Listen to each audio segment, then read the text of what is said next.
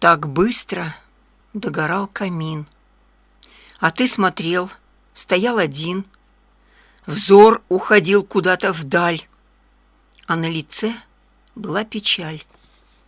Он вспоминал, как видел много стран, когда в пути был караван, и цепи гордых грозных гор все упирались в небосклон. А иногда встречались города. Природа вот, только вся не та. Другой совсем был разговор, закон их тоже был другой. Но вот он снова, он в своих стенах глядел в камин, как бы сжигая страх. Но только женщина приблизилась к нему.